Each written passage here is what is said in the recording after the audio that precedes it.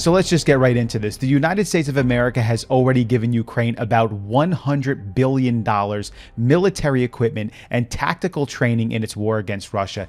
And wouldn't you know it, the Biden administration, they just want to give Ukraine more money, and this time to the tune of $200 million. Thankfully, that has been rejected by some leaders who have some common sense in the United States of America. Let me bring you to the clip where Speaker of the House Mike Johnson is going to speak to this rejection of the $200 million aid to Ukraine.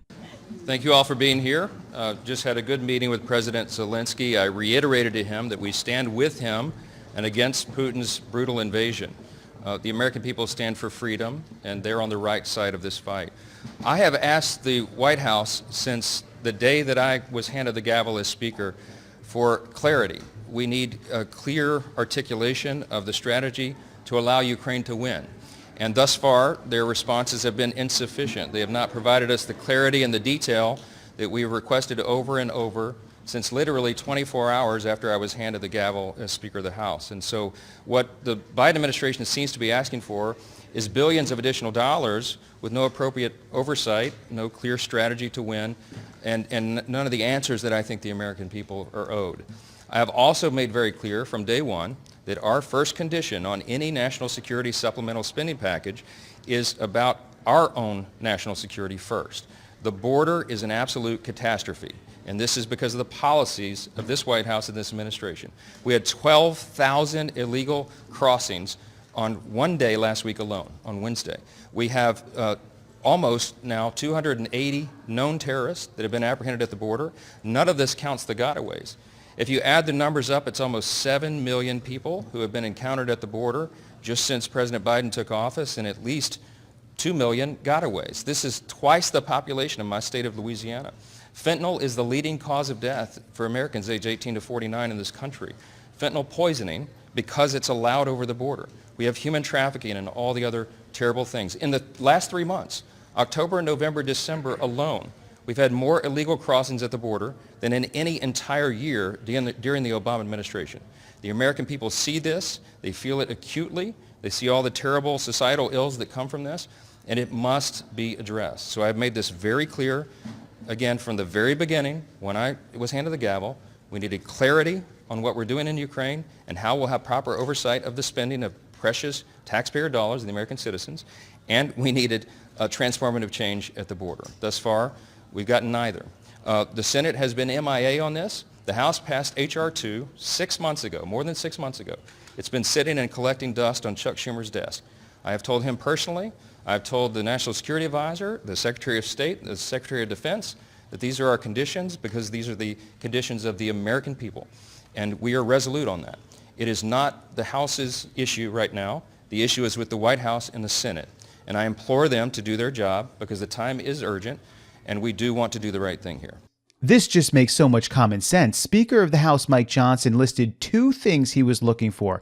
Number 1, clarity on how this money is being spent as far as going towards ending this conflict in Ukraine between the Ukrainians and Russia. And there is no clarity. There is no plan on that, which means we're going to continue to give money over and over again unendingly because it's never going to end. We've already seen this in the past. This has happened before. And so he's saying, no. We're not going to continue to give money if there is no clear ending to this and there is no clear use for the money that we see fit. Number 2, if we're going to be giving out money to foreign countries, foreign entities for foreign wars, don't you think we need to get our own security in order first? The borders of the United States are crumbling before us. In fact, there really is no border in the United States anymore. Anyone and everyone from any country who wants to get into the United States can basically do it at this point. All they need to do is get themselves to that southern border. Once they do, once they make it to that fence area, the United States government under the Biden administration will let them in. They will process them, fingerprint them,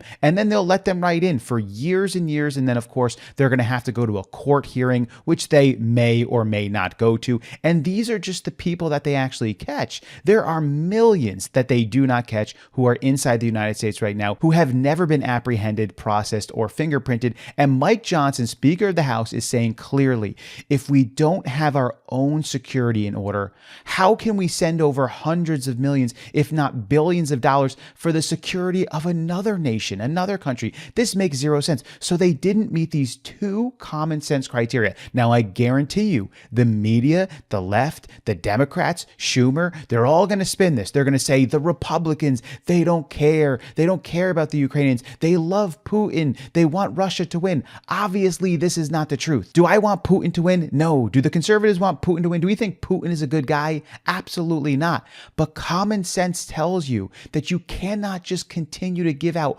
hundreds of millions, billions, tens of billions, hundreds of billions of dollars to a cause that has no clear defined ending to it, no clear information on how the money is being used to end this conflict.